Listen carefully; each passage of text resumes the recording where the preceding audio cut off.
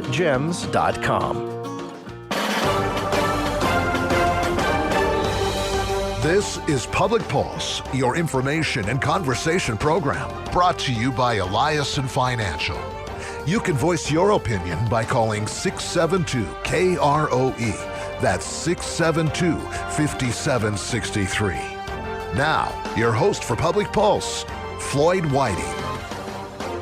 Good morning and welcome to The Pulse. Now, a nonprofit initiative supported by UW's College of Agriculture and Natural Resources, some donations, Mountain Meadow Wool, and a series of other partners will lead innovative research and programming to promote and expand Wyoming's sheep industry. With over 2 million pounds harvested annually, wool is one of Wyoming's most vital industries. And to talk about this initiative and others and all things University of Wyoming, I am joined this morning by UW Director of Institutional Communications, Chad Baldwin. Good morning, Chad. Morning, Floyd. How's the weather been in Albany County this week? This is Laradise time. This is beautiful. It's been great. Not too hot, not too cold, and the wind's down a little bit? That's right. Exactly right. You nailed it. I lived in Laramie for a number of years, and there is a time period there where everything is just perfect, and it never seems to last long enough, does it? Yeah, that's for sure. Now, how has your fire season been down there so far? I do know there's a lot of beetle kill down there in those mountains, correct? There is. Now, of course, remember 2 years ago we had the one of the biggest fires in the state's history, the Mullen Fire. So far this year it hasn't been too bad. We do have a new fire that's going on in northern Albany County up near Laramie Peak. But as far as the snowy range goes down here, so far so good. That's good to hear. That's great to hear. Chad, we often hear about initiatives. What is an initiative, and how does the public benefit from those efforts? Sure. The best way I could define it, Floyd, is it's a new project or program that's been launched to try to bring about some new positive thing, maybe above and beyond what we've done before. We've got several that have been going on for a number of years. One we call our Science Initiative, one our Tier 1 Engineering Initiative. President Seidel has launched several new ones, like the Wyoming Innovation Partnership with the community colleges, School of Computing, those sorts of things so there are new things. Basically, they're new things, I would say. Now, how did this new initiative come to be that revolves around the sheep industry here in Wyoming? Sure. So, the sheep industry, of course, has a long and storied history in our state, including up around your neck of the woods. In fact, while the industry isn't what it used to be in terms of numbers, we are still the number one producer of wool in the country, according to, I think, the data from 2017. And it is still an important industry. So we have our sheep specialist here at the university in the extension program. His name's Whit Stewart, and he's doing his best to try to connect and help and advance that industry. And so there's different pieces to this. One of them is connecting producers with UW students who are interested in the sheep industry, called the Lamb a Year program, where these producers were going to donate a minimum of 5 lambs, and the students are going to be involved in the finishing and harvesting phase of the lamb production there, and to visit, multiple times to visit the finishing location for these sheep. We're going to have the very cool blanket project where they're making wool blankets with Mountain Meadow Wool and other partners that are then sold and generate revenue. That's basically just an effort to try to become more closely connected with and supportive of this key piece of our ag industry. Absolutely. The Basque community over there in Johnson County, very into the sheep industry. It's great to see the celebrations out there. And a lot of times, sheep are a primary component of those celebrations. Every year over there, they have a cute little show where the kids come out and they've got a sheep decorated or in a costume that matches the little ones, and I mean the whole county goes crazy over that. And those are just like Absolutely. the fun aspects of that. The real work being done is amazing to witness. I had the honor of being invited to a big sheep shearing event. And when I went, I learned a lot in one day, and how many sheep actually go through a barn during the sheep shearing process. It is amazing how many sheep are actually in this state. What programs or projects have been developed so far by the initiative? You spoke about 5 lambs being given from each producer. Now this is basically so the kids can get like a hands-on experience, or I should say students. That's correct. Some of them are kids, yeah. At least from our perspective. But yeah, that's part of it is just to get them. So they're actually involved in managing, the growth and then the harvesting of the wool from these sheep. I mentioned the blanket project, which is really cool. I don't know if you've seen these things. I haven't gotten to see one. They're beautiful, and it's Mountain Meadow Wool Mill in Buffalo, which is producing these blankets using wool from the sheep raised here at our university farm in Laramie. Oh, that's amazing. And it's a real high quality product, and it's generated money. It's generated some it's things like student internships and graduate assistantships. It's supported travel for wool judging competitions. We have a wool judging team here at the University of Students, and it funds some research and development for wool processing and manufacturing. So they're just getting started with this, and they have plans to try to reach out to producers throughout the state to make more connections. And before the initiative even kicked off, people could attend the University of Wyoming and be heavily involved with sheep, lambs, wool, things like that, right? Yes, that's right. We have as I mentioned, the farm here in Laramie where we raise sheep and do work, on research and development with regard to, I think, both wool production and then, meat production from sheep. But this is the idea of even making more connections around the state with the producers and strengthening what we have while developing more for the future. That's right. Yeah, it's a great game plan. Now, who did you say was the front runner for this, Mr. Stewart? Yep, Whit Stewart is his name. Yep. Whit Stewart. WHIT. Yep. Now, when how does one even approach?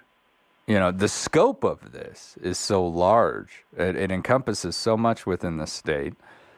How does one approach the University of Wyoming and say, you know what, I've got a great idea? Well, you can reach out to these folks. There's an actual email address.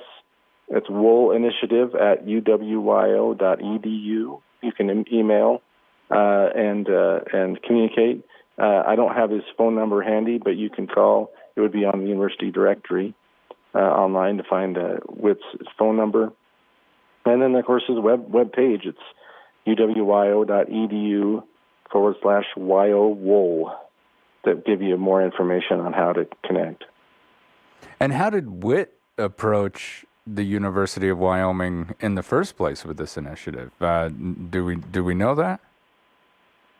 Well, I think it just in his role. I don't remember how long he's been here, Floyd, but several years.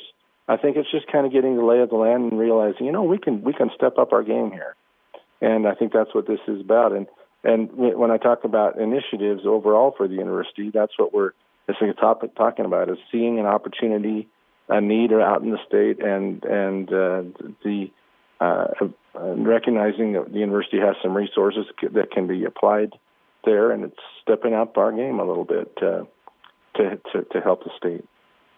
Yeah, we all know the mineral industry here within the state has taken a decline over the last few years. And so I think embracing industries that we have here within the state, and obviously the wool industry has been here for almost as long as, maybe even longer than the state has been. But I think pouring resources and education into that is one of the best routes we can take instead of trying to find another one. Strengthen what we do have. And I completely support this initiative. I think it's a fantastic idea. I grew up around sheep myself as a kid. My uncle was a range rider, and there was a lot of sheep up in those mountains that had to be managed throughout the summer. And those sheepdogs are pretty fun to see do their job as well. They sure are. Yeah, they sure are. Now, both the guard dogs and the herding dogs. Oh yeah. To see a proper dog, a sheep herding dog, know what to do. Mm-hmm. It's great to watch. It's fascinating. These animals, their training, and just knowing where those sheep have to go. Now, plans for moving forward. Could we go over those one more time? So we've got these programs, we've got blankets that we can actually go purchase to help support this, and we end up with a fantastic product. What does he see for the future? Well, it's just reaching more people and getting more people involved, particularly in the Lamb a Year program. So that's the big effort right now is let's get more producers, more students involved. It's just increasing the numbers. All right. And if you're listening out there and you're thinking, you know what, I'd love to take part in this, we'll get some information up online for you today and see if you can give a lamb a year. And when we return, we're going to continue with the University of Wyoming. This is Public Pulse on 930 KROE and 103.9 FM. Sheridan. At Eliason Financial, money management isn't just about dollars and cents. It's about dreams and opportunities, and more importantly, family. We'll take time to get to know you. Then we'll develop a unique wealth management plan that works hard, just like you. To learn more about who we are and what our wealth management advisors can do for you, visit Eliason Financial online or call 307-672-3010. Securities offered through Royal Alliance Associates, Inc., member FINRA, SIPC. Ethic, and someone who will fight for small business. Hi, I'm Jared Geyer, and I own a small business right here in Sheridan, and I know what it means to work hard and earn an honest paycheck. Cyrus Western will work hard to reduce the size of government and keep regulations off our backs. He knows how important small businesses are to this community and cares greatly about job growth. If you support small businesses like mine, you should support Cyrus Western. Paid for by friends of Cyrus Western. Howdy, I'm Brandon Masters, a deputy of the Sheridan County Sheriff's Office. I'm running for sheriff. I have 15 years of Wyoming law enforcement experience. I believe community collaboration together with proactive law enforcement approach will lead to effective law enforcement in the community. When you vote for Brandon Masters, you vote for a leader who stands with the principles of grit. I humbly request your vote for sheriff on August 16th. I want to thank the citizens of Sheridan County for supporting the Sheriff's Office. For more information, find me on Facebook or visit my website, BrandonMastersForSheriff.com, paid for by Brandon Masters for Sheriff. The reasons to treat yourself to a frozen drink from McDonald's go on and on and on. It's more than a drink. It's a McDonald's drink. New frozen drinks are here at McDonald's. Enjoy flavors like frozen blue raspberry. Right now, only on the app, get an any size frozen drink for just $1.59. Offer valid 7-11 to 8/10 at participating U.S. McDonald's. Valid one time a day, excludes tax. McD app download and registration required. It started out as free, but then they said it would only be a few cents a day. What you're hearing is real. It may be happening to you. It ended up being a lot every month. These are the voices of frustration. I pay for streaming video, then the cloud storage, then streaming audio. Where does it end? This is the sound of nickel and diming syndrome. It's a real thing. It is a real thing. I just want to hear my music. Is that so wrong? There is hope for millions of people. There's radio. Radio? Radio with 0 down and 0 per month. Radio delivers all the news, music, and entertainment you want when you want it for free. No usernames, passwords, or Wi-Fi connection required. Here's my card number. It's 7354. Shh. don't speak. When you listen to a Sheridan Media radio station, you'll never need that. This is so wonderful. Yes, it is. The cure for nickel and diming syndrome. I could use a hug. It's radio. No subscription required.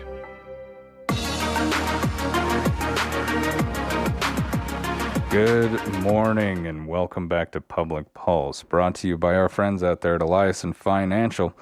I'm Floyd Whiting, and this morning I'm speaking with UW Director of Institutional Communications, Mr. Chad Baldwin. Now, before the break, we were speaking on a recent initiative that will concentrate on the wool industry here within the Cowboy State. But there's another initiative that will also help lead Wyoming well into the future. Back in June, the University of Wyoming welcomed the inaugural cohort of the Wyoming Teacher Mentor Corps, an initiative led by the UW College of Education. Chad, can you tell us what the Wyoming Teacher Mentor Corps is? Floyd, there's been quite a lot of publicity recently about the difficulty and the teacher shortage we have in Wyoming. And this is in the K-12 schools, and even some surveys showing that there quite a few teachers would get out of the profession if they could, and anyway, it's a big concern around the state, and so this is one of the several efforts the university is making to try to help support teachers so they want to stay in the profession and succeed, and so that we have 21 teachers from across the state. They represent 16 of the state's 48 school districts.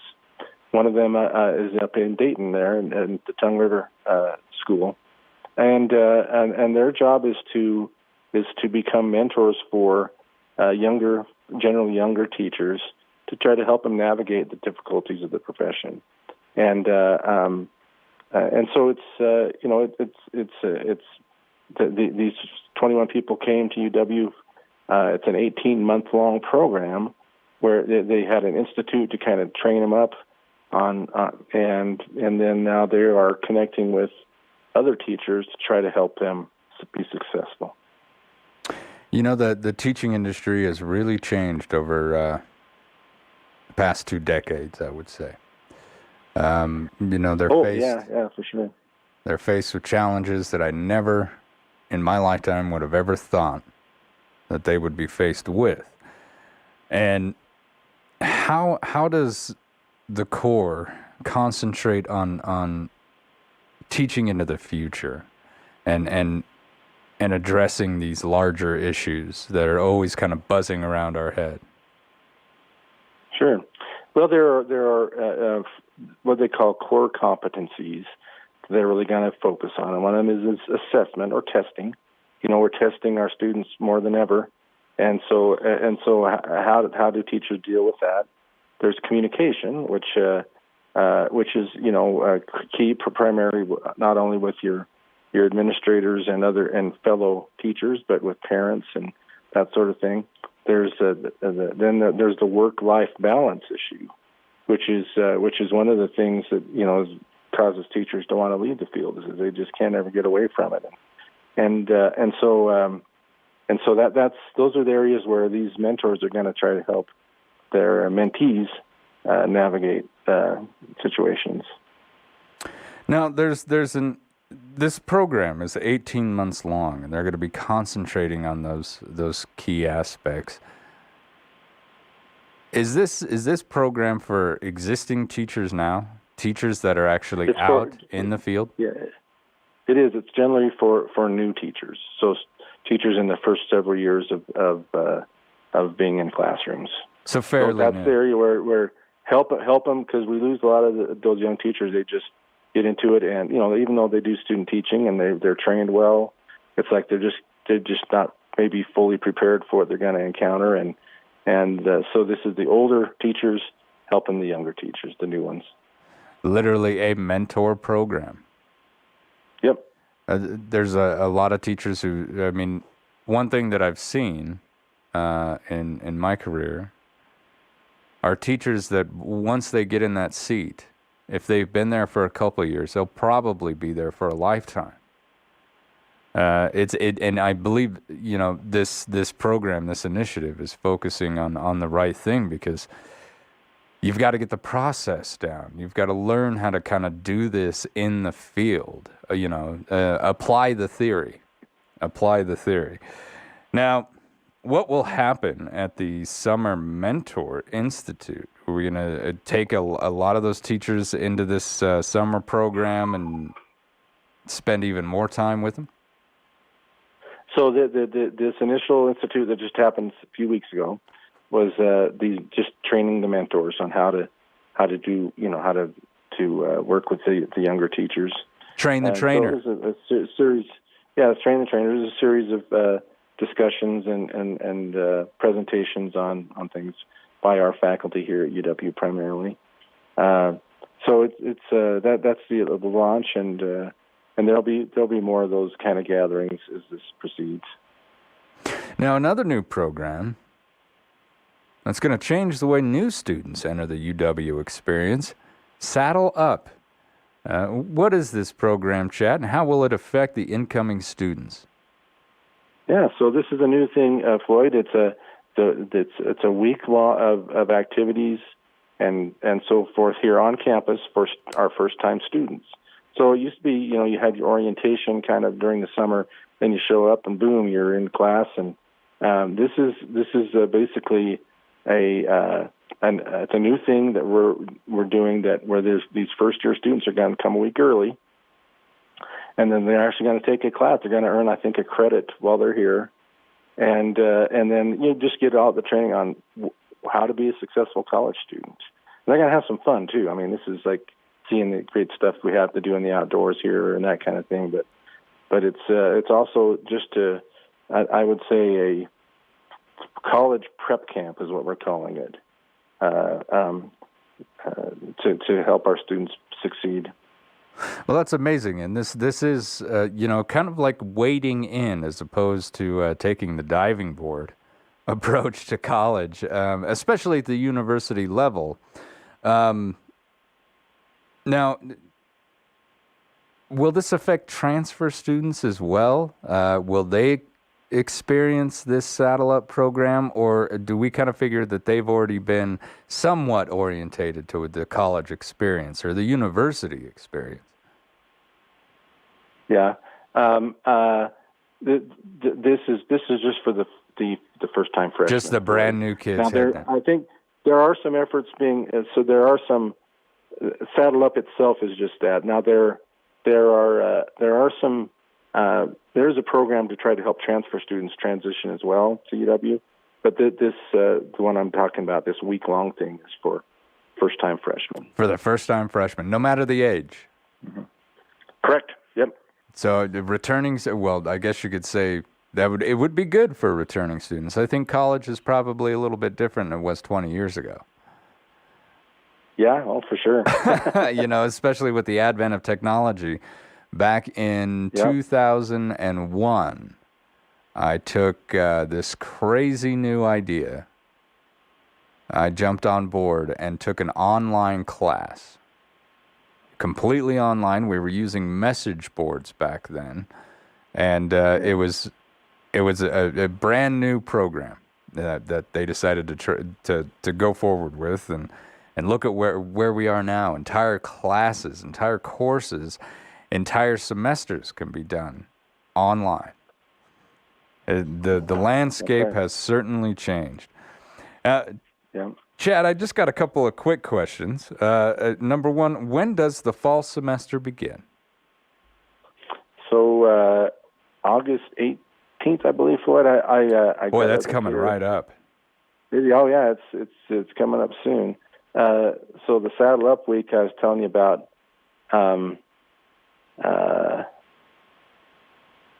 that starts. Those students are going to start showing up August 14th, actually. So that would make it the 22nd, August 22nd. August 22nd, first day of classes. Mm-hmm. Boy, I can remember that feeling even to this day. And read your syllabus, kids. Read your syllabus all the way through. Now, Chad, do many of the professors down there use the summer? And I know they don't get the break that everyone, may think that they get. But do they use their time in the summer to accomplish some of their own research and studies there at the university? Is that when they try to get the majority of those done? For sure, at least for sure that for those who do field work, Floyd. So that could include geologists and biologists and all kinds of people who need to be out in the field. This is a big time for them to do that. And then there are some who do teach classes. We do have summer classes here, and we're actually planning to try to expand our summer offerings a bit as well. Oh, that's great. But yeah, and for some, I think some travel too for those who are involved in international types of activities. This is the time of year they do some of that. And to be sure, there are some people who are doing vacation. Vacation this time. Take advantage of it while you've got it, right? Yep. All right, Chad, I want to thank you for coming on the show this morning. Have a great August. I hope everything goes great on the first day, and we'll speak to you next month all about the first week of college. Sounds great, Floyd. All right, when we return, we're going to speak with the Sheridan County Library System. This is Public Pulse on 930 KROE, 103.9 FM. Sheridan.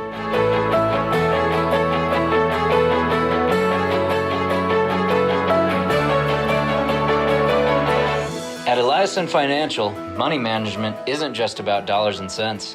It's about dreams and opportunities, and more importantly, family. We'll take time to get to know you.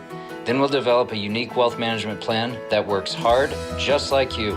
To learn more about who we are and what our wealth management advisors can do for you, visit Eliason Financial online or call 307-672-3010. Securities offered through Royal Alliance Associates, Inc., member FINRA, SIPC. We need someone in Cheyenne who listens, someone with strong work ethic, and someone who will fight for small business. Hi, I'm Jared Geyer, and I own a small business right here in Sheridan, and I know what it means to work hard and earn an honest paycheck. Cyrus Western will work hard to reduce the size of government and keep regulations off our backs. He knows how important small businesses are to this community and cares greatly about job growth. If you support small businesses like mine, you should support Cyrus Western.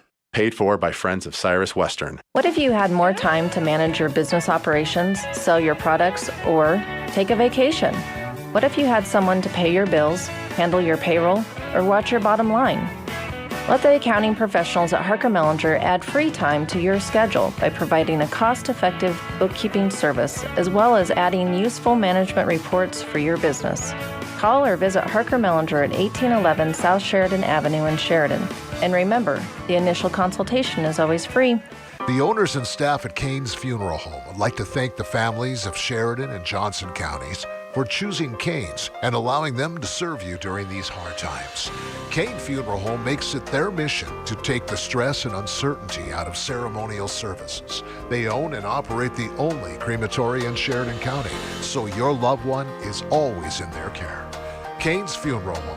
Call 673-5837 or visit them online at kanefuneral.com.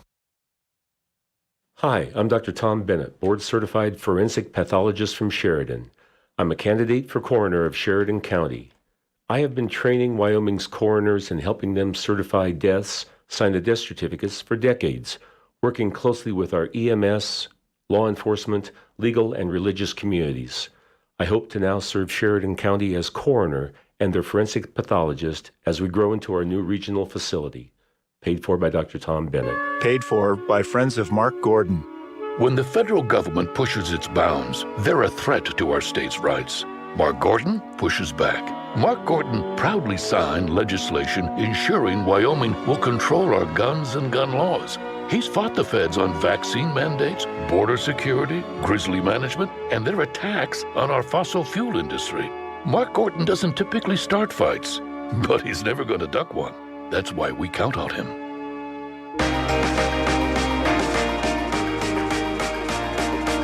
Good morning and welcome back to Public Pulse, brought to you by our friends out there at Eliason Financial. For the second part of our show this morning, I am joined by the Sheridan County Library System Youth Services Manager, Zola Shockley. Good morning, Zola.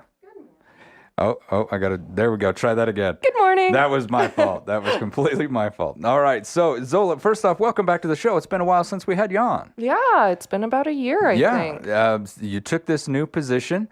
You went on to bigger duties, I guess we could say. Different duties. Different duties. Sure.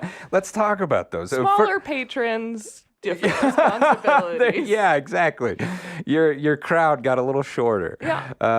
But probably much more fun. Yeah, they're definitely more fashionable. I love seeing the outfits on these kids. They're great. It's a lot more color. Yeah. A lot more color. First off, how was your rodeo week? Do you stick around for rodeo, hang out? No, I actually went into the mountains for rodeo. Oh, week, did you? so. A lot of, you know what? I'm learning a lot of people do that. They head nice up the mountain. It's nice and cool there. It's nice. Yeah. Yeah. Yeah. You take part in any of the festivities at all? No. Nope. Head to the mountains. Now, this may sound like a silly question, but when we do have large events like that in town, and there's a few, bring a lot of visitors in. Does the library increase in traffic? I mean, do you see people utilizing the services more with the increase? We definitely see some out-of-town people that we haven't seen before, who are taking advantage of the library. But I would say our overall numbers go down just because there's so much going on in town. We don't see our regulars as much, but we do see a lot of out-of-town people because we have all of these things. We have the Wi-Fi. We just have a nice place with air conditioning that you can hang out for a little while and not be expected to spend money, which is a rarity nowadays. Yes, it is. So we do see a lot of new people, but it does go down overall because the members of the community are either doing rodeo stuff or off in the mountains. Yeah, exactly. Now, how long have you been in the current position that you are as the youth services manager? I started officially on August 1st, so I'm not quite at a year yet. But it's quickly approaching. It's quickly approaching a year, yeah. And Michelle left at the end of August, so we had a month overlap. So really, it's been since September since I was flying solo in my position. Did she do like a left seat, right seat ride with you type of deal where she trained you for X amount of time? Yeah, she was actually on vacation for a lot of that time. Yeah, had to use up that vacation time. And I've been working with Michelle for 5 years at that point and kind of training with her throughout that. So it was a nice transition of me knowing how the department ran and what we were doing over there. So I feel like I'd been training for a long time for that position. But yeah, we had a couple of weeks where we were able to just sit down and figure everything out. Yeah. It's last minute, and I had my notebook full of questions. Oh yeah, I was the same way. Come in with questions. Now, what was it that you did before? I was the programming coordinator. You even had to reach back there.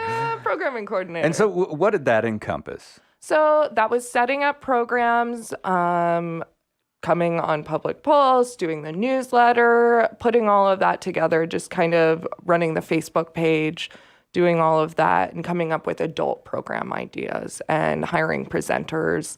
And that's in my current position, I do a lot more programming myself and not as much hiring presenters to come into the library for children. Oh, wow. Okay. So, this year we didn't have anybody from out of town come in, but because it's just fun to do it all yourself. Oh, yeah. I like figuring out how to make things work and do that. I've learned so much. I've taught myself acrylic paint pouring. We just did resin, which I've never worked with resin before, but the teens wanted to do it. So I figured out how to do resin. Today, actually, with the teens, I'm doing soap making, which I've never done before. So I have to teach myself how to do all of this stuff enough that I can teach teens about it. I think that's really amazing, though. Challenging yourself at the same time as you're developing fun activities that also educate, teach, and inform individuals as they go forward. I've never made soap before. Yeah. That sounds like it would be really fun to do. Yeah, and it's so much fun getting a chance to do something new almost every single week. I don't think I'll ever be bored in my position, like, because it is something new every single day. I think that's one reason why I really enjoy this job. I get to talk to new people. I get to talk to people who do some fantastic work in the community, some great jobs. It's kind of new every day, different every day. There's not really like a set process to come in and do. And the news is always moving forward. So. Oh, yeah, it is. Yeah, whether we wanted to or not.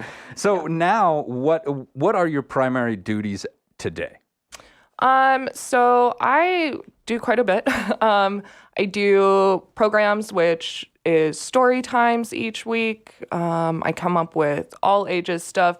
During the summer, we do a whole bunch. We have something going on every single day. We got to keep those kids busy, right? Every single age group. During the school year, we mainly just do story times, and then I'll throw in some extra special programs like for Valentine's Day card, holiday stuff. Right. Just because we don't get the school kids as much because they are booked up during this school year, which is great, but they don't need us as much. So I develop programs, I order books, I add books to the collection, I just help patrons find books. It's a lot. We do a lot of different stuff. Basically, anything in the youth sphere is me. I'm doing that. Now, how large is your guys' youth section over at let's start with the Fulmer. Because now, do you do this youth managing for the entire system, not just for the Fulmer? No, I am just for Fulmer. The branch managers work with our collection development specialist to order their books for their libraries. If there's a really great book, I might suggest it to them. But beyond that, they're in charge of their own stuff and their own programs. Which is great. Yeah. I mean, the freedom that they have for the area that they're in. Yeah. And that's if anybody ever needs any suggestions about stuff to do, I'm willing to help them with that. But they really are doing their own great stuff out there. So I don't step on their toes at right? Yeah, you don't want to do that. Now, obviously, you are really enjoying it. Mm-hmm. Yeah? You're having a great time. Oh, my goodness. It's the best job I could ever imagine. Like, I couldn't imagine a job that fits all of the things that I love so much. Because I love ordering the books, and I love having some of that downtime of just adding books to the collection. It's a little bit boring, but it's nice to sit down and do that. But then I get to, do a paint pour with kids or finger painting or a craft. And those kids are so sweet. I love them so much. Yeah. Yeah. Now, when it comes to ordering books, how do you determine which ones to get and where to put your resources? We have a collection development policy, and we kind of go off of that. We get all of these really great book journals, library journals, and basically if it has a starred review, we look into it. And then I also take a look for anything that maybe impacts our community. Basically any Western books, I'm going to add those to the collection as well because kids are interested in those, ranch books, stuff like that. So it's kind of a mix of those and then just reading reviews about books and seeing what's been popular. And if this is similar to that, then I order that. We've been ordering a lot of graphic novels because we can't keep them in. Those are a huge thing that's being checked out right now. So I've been increasing that collection a whole bunch. Oh, that's great. If it's what they want, then that's what I'm going to order. So. And I mean, some people could say, oh, well, those are comics. But the fact of the matter is there's a lot of lessons in those. They're just like a novel, aren't they? There are so many lessons, and what's really interesting to me is that there's some books by Raina Telemaker, I might be saying her name wrong, and they're graphic novels that when I saw them, I was like, these are like middle school girly books. They're about girls, struggling through middle school. And boys love checking those books out as well. So I think that that's a really important thing. Wow. Because I think it adds a new perspective, and you were never going to get them to read a different book on that subject matter that wasn't a graphic novel. But since it's a graphic novel and they like the style of it, they're willing to read it and they really enjoy it. So that is really interesting. Being able to teach that empathy through that is just really amazing to me. And so when you sat down and you looked at these graphic novels, did the junior high girl inside of you say, yep, that's exactly what I went through? Yes. And it was one of those I was like, I wish that there was something like this when I was that age, and it's just so fun. And I wish that everybody had been reading this. Right. Wish all my classmates had been reading this book. That would have been nice. But yeah, so I think that that's a really great thing that graphic novels are doing that juvenile fiction books can't necessarily do. Yeah. Because they're not willing to read the long form and get the lesson from it. But because there has been great books about teenage girls having to overcome challenges and things like that. But as you said, as a teenage boy, you're not going to go check that out. Yeah. Yeah. And if it's in the graphic novel section, they're willing to give it a try. Like that's also, it's really great because it is a gateway. So if a kid comes to me and says, I love these books, I can take him to something that's maybe a longer form novel and say, this is really the same idea of this. It just doesn't have the graphics in there. And they're willing to do that. I see. That's fascinating as well. Yeah. You may get someone, and I was a teenage boy and reading wasn't at the top of my to-do list, but I loved comic books. Mm-hmm. I loved them. I was subscribed to Superman, Wolverine, X-Men. I'd go to the corner drugstore because we didn't have a lot of stuff back then. You just go to the corner drugstore and just shop and read, but to be able to go from there into a long form novel, it's almost like a development stage where do you find, you said you've done it before, but do you find yourself doing it a lot where you can help guide children? Hey, look, these graphic novels are awesome and they're fun and they've got a lot of pictures, but as we get older, look at this and find this and that's my favorite part of my job. Also, the library has a really amazing resource on our website, the Go Wild. It's called Novelist, and it's a service that we pay for, or the Wyoming State Library pays for. And you can search a book, and it gives you read-alikes for that book. Wow. And it gives you so much information about why it chose that for you. It talks about tone, characters, subject. And so you can click those things that you like and search, and it'll bring up books that have that with it. And each read-alike, it tells you, this is why we suggested this book. And I found so many great books for that. So if I'm stuck with a patron or I haven't read the book and I have no idea, I can just bring up Novelist and find something for them. So how cool is that? Yeah, it's a really amazing service. I spend so much time just playing around on there looking at books. Well, that's good. Now you're an expert on navigating through the website, which sometimes that's half the challenge, just really knowing where to go. And you can help teach children to do that. Now, adults can utilize that as well, can't they? We have one for kids and one for adults. So, and I have my whole list of, I know I have to read this book because I've seen it come up on Novelist so many times from other books that I like. Yeah. So I'm just like, yep, that's one that I definitely have to read because 5 of my favorite books all intersect with this book. So, and how cool is that to see kids evolve and learn from like the graphic novel format up to, hey, this is my first novel. Mm-hmm. I mean, do you remember your first novel? Your first big novel. Yeah. I mean, I read voraciously as a kid. I was a big reader. That was summer for us. So, I mean, I would tear through the library and then we'd go on vacation and we'd go to their library and I'd tear through their library. Cool. Like, that was the best part about vacation was going to their library and seeing what different books they had. So, yeah, I'm trying to think of what, like, my first big novel was. It might have been The Hobbit. Oh, you just earned us so many points because that was mine, was The Hobbit, which I didn't get into Lord of the Rings till later. Yeah. But The Hobbit led me to Dragonlance. Oh, yeah. And the Dragonlance series, the Chronicles. I read all of those when I was a kid. And that was a lot of reading when I was a kid. Yeah. Nowadays, kids look at you, you've got a 10-year-old who's like, you haven't read all the Harry Potters yet? You're so old, and you're like, wow, that really changed reading for kids. Yeah, it did. And I love seeing kids who are so excited about like the next book in this series. Yeah. When is it going to come out? And it breaks my heart every time I have to be like, oh, that one just came out. So you got a year to wait. You just read the new one. I know that feeling. Oh, it is heartbreaking. But it's so cool. Yeah, to see these kids who maybe weren't reading before. Mm-hmm. And I've been working in and out of the department for 5 years. So, or maybe 6 years now.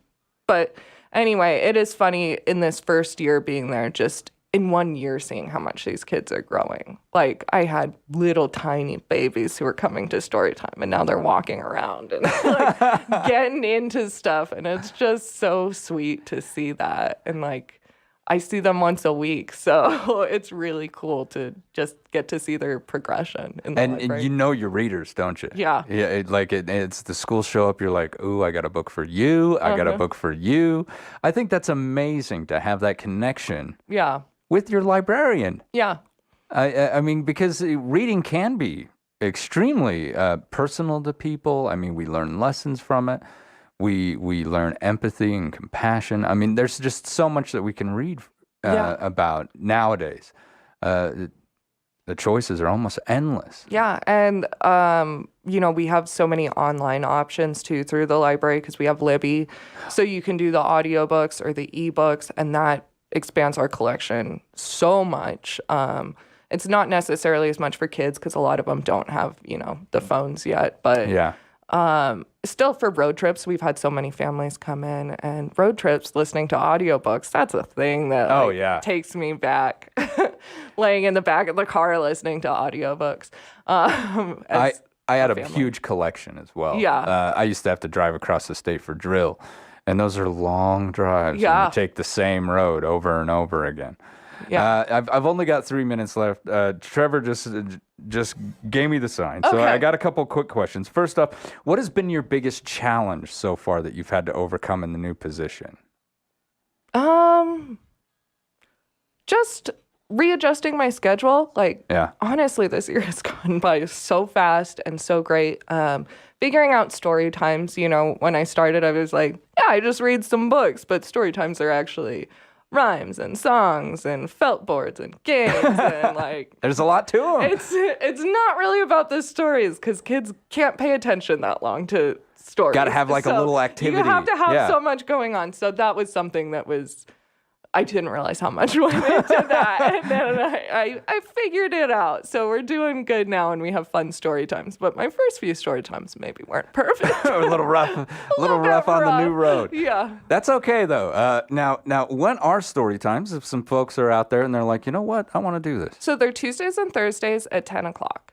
But our end of program is this Friday. So then we take a month off. Okay. So they'll be starting back up in September. So you could come to tomorrow's story time, but that's the last one for a month. Okay. And I was going to say there's also a closure coming up in August, Staff Development Day. Yes. That's where we all get together. We bring in the branches and we all just kind of talk through everything. Sometimes we'll have presentations from people. We've had people from the state library come before. I think this year we will be traveling to all of the branches to check it out as a group, which is really, really fun. So we'll be doing that this year. I'll say that one of the most beautiful libraries that I've ever been in my life is in Cheyenne. Yes. My goodness. Oh my goodness, yes. They have a gorgeous library. I was struck. Yeah. I was struck. Well, Zola, we've run out of time. Thank you so much for coming in. It's always great seeing you. Yeah. I missed hearing about what you're doing down there, and it's great things. Yeah. Thank you so much for having me. All right. You've been listening to Public Pulse on 930 KROE at 103.9 FM. Sheridan.